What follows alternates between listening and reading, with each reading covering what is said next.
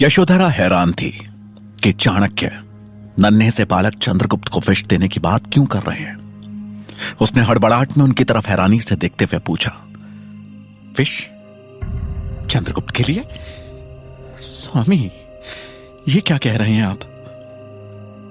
चाणक्य अपनी पत्नी की दुविधा समझ रहे थे और उन्होंने उसे शांत करते हुए कहा, तुम तो जानती हो यशोधरा कि विष ही विष का काट है।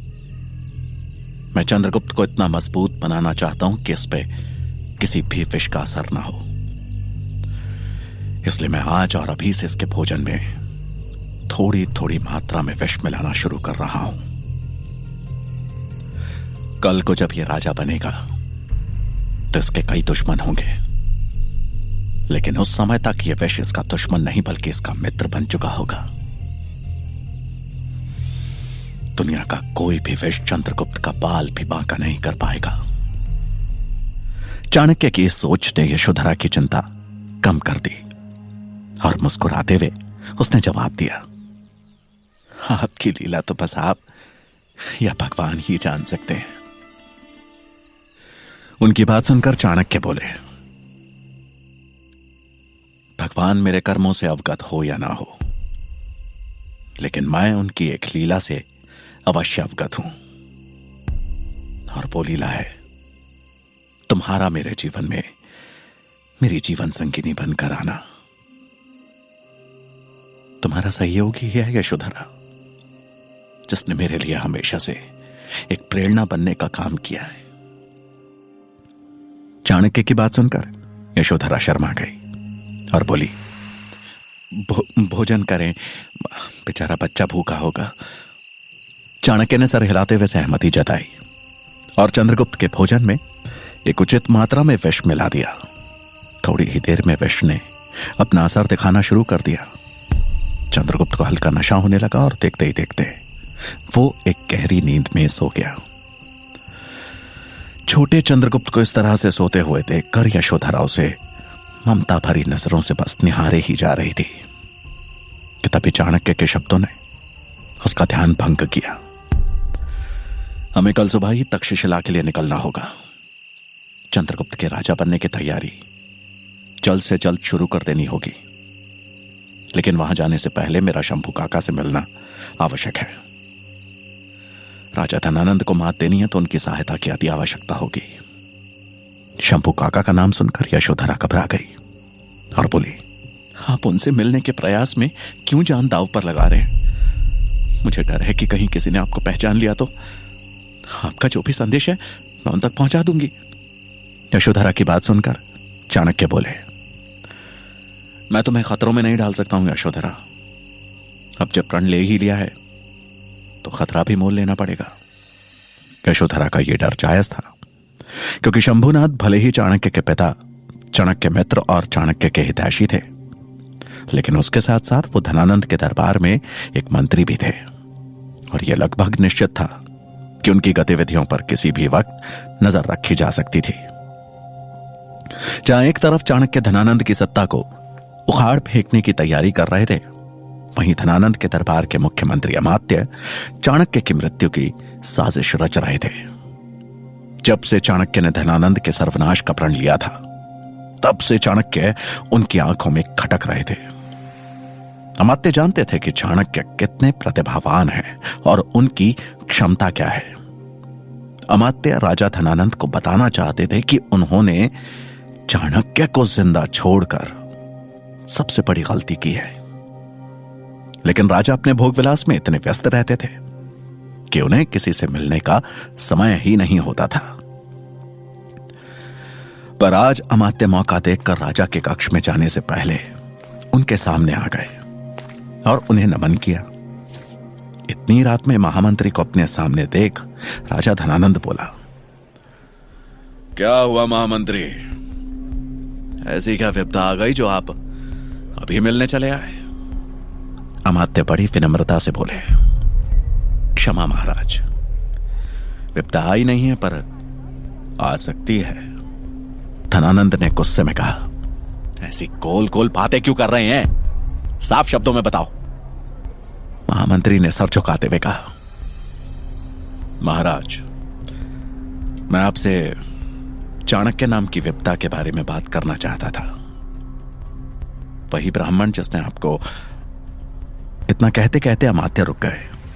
उनकी बात सुन धनानंद हंसने लगा और कुछ पल बाद अचानक क्रोधित होकर बोला, ओ दरिद्र ब्राह्मण, तुम यहां उसके विषय में बात करने आए हो? धनानंद की ऊंची आवाज सुनकर अमात्य थोड़ा घबरा गए, लेकिन फिर भी अपनी बात बड़ी विनम्रता से रखते हुए बोले, महाराज, वो दरिद्र जरूर है लेकिन बुद्धिमान और चतुर भी। मुझे डर है कि आपने उसे केवल देश निकासा देकर बहुत बड़ी गलती कर दी। आपको उसे मृत्यु दंड देना चाहिए था। महामंत्री, मुझे पता है कि कौन बुद्धिमान है और कौन मूर्ख, और वो दरिद्र ब्राह्मण तो महामूर्ख है। उससे भला किसी को क्या खतरा हो सकता है। अभी आप जा सकते हैं। ये बोलकर धनानंद तेजी से अपने कक्ष की तरफ चला गया। अमात्य वहीं हैरान से खड़े रह गए। चाणक्य की सच्चाई से अमात्य परिचित थे। वो जानते थे कि अगर चाणक्य ने कोई प्रण लिया है तो उसे पूरा करने का वो हर संभव प्रयास करेगा। उसके पास जरूर कोई योजना होगी, या फिर उसने अब तक कोई योजना बना ली होगी। अमात्य वहीं खड़े गहरी सोच में डूब गए और थोड़ी देर बाद मन ही मन बोले, महाराज, आपको आभास नहीं होगा लेकिन मुझे है कि चाणक्य क्या क्या कर सकता है। उसे रास्ते से हटाने का काम अब मुझे ही करना होगा।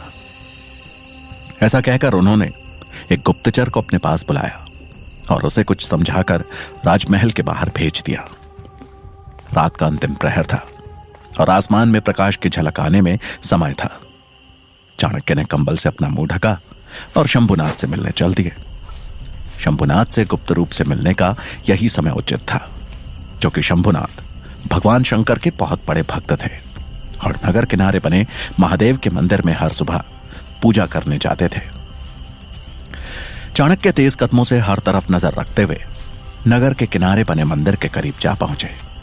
मंदिर से कुछ दूरी पर ही चाणक्य ने अपने कदम रोके और एक बाज की नजरों से चारों ओर देखने लगे।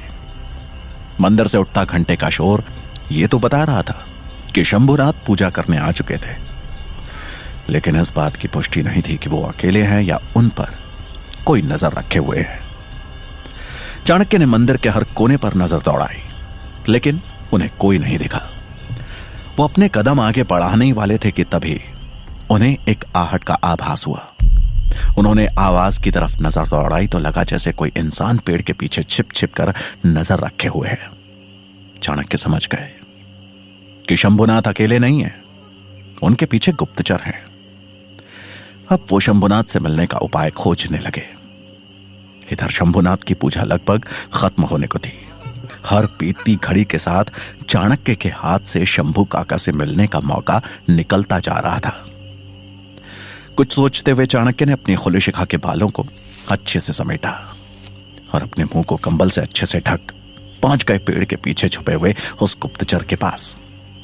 अचानक अपने पीछे कंबल ओढ़े आदमी को देखकर वो गुप्तचर एक बार को तो सकपका गया, लेकिन फिर हिम्मत जुटाते हुए अपनी कटार पर हाथ रखते हुए बोला, कौन हो? कंबल नीचे करो।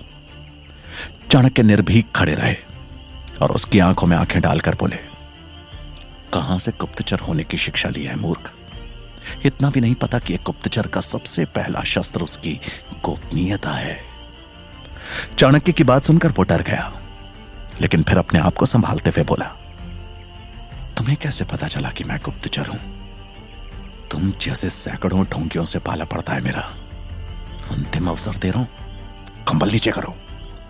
ऐसा कहकर उसने अपनी कटार निकाल ली, जिसे देख चाणक्य ने दोगुने क्रोध का प्रदर्शन करते हुए कहा, मूर्ख, अपने से वरिष्ठ गुप्तचर को कटार दिखाएगा?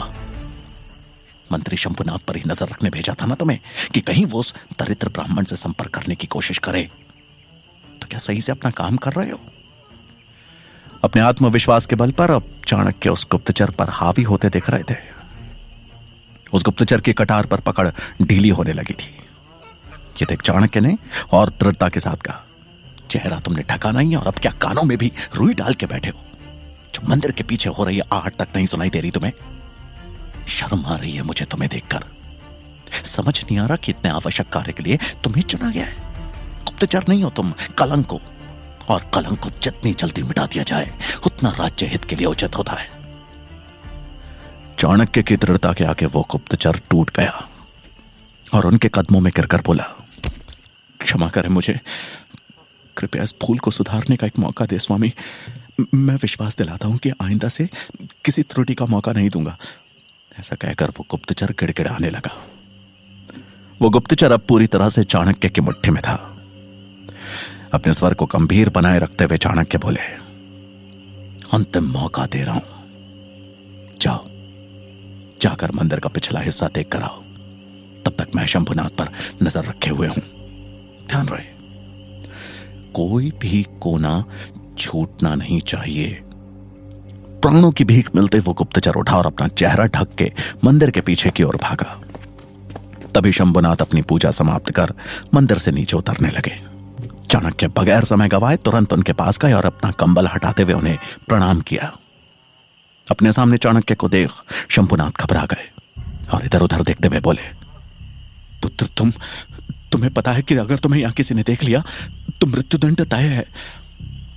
चाणक्य ने उनको शांत करते हुए कहा, मुझे आभास है काका, पर आप निश्चिंत रहें, अभी हम पर किसी की नजर नहीं है।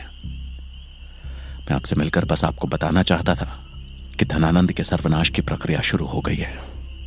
मैं एक बालक को भावी राजा बनाने की शिक्षा देने तक्षशिला लेकर जा रहा हूं और धनानंद को गद्दी से हटाने की मेरी इस योजना में मुझे आपकी आवश्यकता होगी। आपकी मदद के बिना यह योजना सफल नहीं हो सकती, इसलिए आपसे प्रार्थना करने आया हूं। चाणक्य की बात सुनकर शंभुनाथ बोले, पुत्र, मुझ जैसा बूढ़ा आदमी भला तुम्हारी क्या मदद कर सकता है, लेकिन तुम्हारा जो भी प्रायोजन है बताओ। चाणक्य ने उत्तर देते हुए कहा, मैं चाहता हूं कि आप बस धनानंद के शासन के कमजोर हिस्सों पर नजर रखें, क्योंकि अवसर आने पर सबसे पहला वार उन्हीं कमजोर पहलुओं पर करना होगा। मैं जल्द ही तक्षशिला से लौटकर आपसे मिलूंगा। चाणक्य का प्रस्ताव सुनकर शंभुनाथ बोले, मगध की नियति का बदलना आवश्यक है। मुझसे जो बन पड़ेगा मैं करूंगा, फिर चाहे इसके लिए मुझे अपने प्राण ही क्यों ना त्यागने पड़े। तुम जाओ पुत्र और अपना कार्य करो। मैं बाबा विश्वनाथ से तुम्हारी कुशलता की कामना करूंगा। चाणक्य के चेहरे पर एक संतोष का भाव आ गया। उन्होंने शंभू काका के पांव छुए और कहा, एक बात और काका, आपके पीछे राजमहल के गुप्तचर लगा दिए गए हैं। मुझे लगता है कि हमारी मित्रता की भनक मंत्रिमंडल के किसी मंत्री को लग चुकी है। आपसे निवेदन है, जो भी करें सतर्कता के साथ करें। शंभुनाथ ने चाणक्य को सराहनीय नजरों से देखा और बोले, अवश्य पुत्र, तुम भी अपना ख्याल रखना।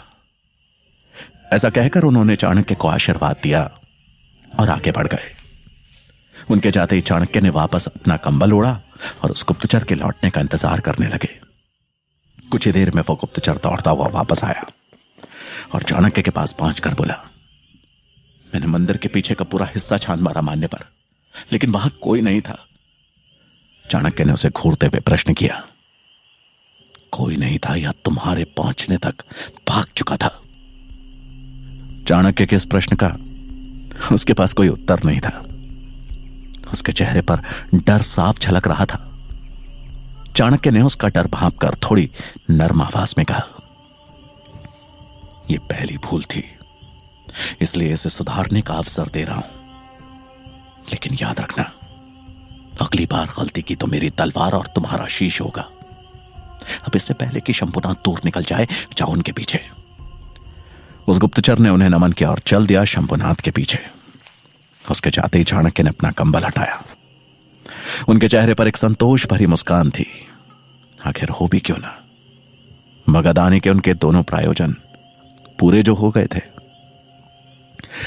शंभुनाथ से मिलकर चाणक्य घर पहुंचे। उनको सकुशल लौटा देखकर यशोधरा की चिंता दूर हुई। वो पूरी तैयारी कर चाणक्य के लौटने का इंतजार ही कर रही थी।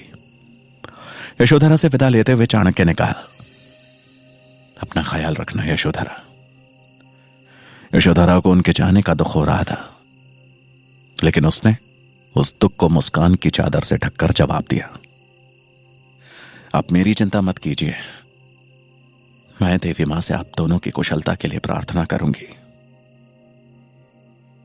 विदा लेने से पहले चंद्रगुप्त जैसे यशोधरा के पांव छूने आगे बढ़ा, उसने उसे कस के गले से लगा लिया, मानो वो समय को वहीं थाम लेना चाहती हो। सूरज की पहली किरण निकलने तक चाणक्य और चंद्रगुप्त मगध की सीमा से बाहर निकल चुके थे। दिन भर चलने के कारण दोनों पूरी तरह से थक गए और जंगल में एक तालाब के किनारे आराम करने के लिए रुके। उन्हें आराम करते हुए कुछ समय हुआ ही था कि तभी उन्हें एक बच्चे की चीख सुनाई दी। चीख सुनकर चाणक्य और चंद्रगुप्त दोनों उस दिशा की ओर भागे और आगे बढ़कर उन्होंने देखा कि एक 8 साल का बच्चा शिकारी के बिछाए जाल में फंस चुका है। वेशभूषा से वो बच्चा किसी कबीलेवासी का बच्चा लग रहा था। पेड़ से उल्टा लटक के वो डर के मारे जोर जोर से रो रहा था। उसकी आवाज पूरे जंगल में गूंज रही थी। बच्चे को हवा में झूलते देख चाणक्य ने उससे कहा, शांत पुत्र, शांत, कुछ नहीं होगा तुम्हें, हम बचाएंगे तुम्हें। चाणक्य ने उस बच्चे को सांत्वना देते हुए जैसे ही छोटे चंद्रगुप्त की ओर देखा तो वो अपनी कटार से जाल की रस्सी काटने का काम शुरू कर चुका था। चंद्रगुप्त की बुद्धि की तीव्रता देख चाणक्य प्रसन्न हुए। वो चंद्रगुप्त द्वारा काटी जा रही रस्सी के कटते हुए सिरे के वजन को संभालने के लिए जैसे ही उसकी ओर पड़े कि अचानक वो रस्सी अधकटे सिरे से टूट चंद्रगुप्त के हाथों से फिसल गई। जाल में कैद वो बच्चा हवा की गति से नीचे की ओर गिरा और इससे पहले कि वो जमीन से टकराता चाणक्य ने फुर्ती दिखाते हुए उसके नीचे आ अपने हाथ फैला दिए और वो बच्चा जमीन में टकराने के बजाय उनकी गोद में आ गिरा। बच्चे को बचा चाणक्य भी संभले ही थे कि तभी धनुष से छूटा एक तीर बिजली की गति से उनकी छाती पर लगने ही वाला था कि उन्हें एक जोर का धक्का लगा। अचानक लगे इस धक्के से चाणक्य उस बच्चे को लेकर जमीन पर गिरे और वो तीर हवा में छलांग लगा रहे चंद्रगुप्त के पांव को चीरता हुआ पेड़ के तने से जा टकराया। चंद्रगुप्त ने चाणक्य को धक्का दे उस तीर का शिकार होने से बचा लिया, लेकिन खुद घायल हो गया। चाणक्य ने अपने हमलावर को देखने के लिए जैसे ही उस दिशा की ओर नजर दौड़ाई तो सामने हाथ में धनुष लिए एक आदमी खड़ा था, ढक रखा था। अगले ही पल उस आदमी ने अपने धनुष पर दूसरा तीर चढ़ा लिया और इससे पहले कि वो उस तीर से चाणक्य को अपना निशाना बनाता, एक तरफ से आता तीर उसकी बाजुओं को चीरता हुआ निकल गया और उसका धनुष उसके हाथ से छिटक कर दूर जा गिरा। चाणक्य ने पीछे पलट कर देखा तो कबीले का एक आदमी हाथ में धनुष लिए उनकी तरफ बढ़ रहा था। उसने हमलावर पे एक और तीर से वार किया, लेकिन इस बार हमलावर ने बड़ी फुर्ती से उस तीर को चकमा दे दिया। वो आदमी हमलावर को मारने के लिए उसके पीछे भागा, लेकिन तब तक वो किसी साई की तरह गायब हो चुका था। तभी उस आदमी ने अपने बच्चे की आवाज सुनी और उसके पास पहुंच उसे अपने सीने से लगा लिया। आज उसका बच्चा उसी के बिछाए जाल में फंस चुका था। इधर चाणक्य चंद्रगुप्त की तरफ दौड़े तो देखा कि उसके पैर से खून की धार बह रही थी। छोटा चंद्रगुप्त दर्द से कराह रहा था।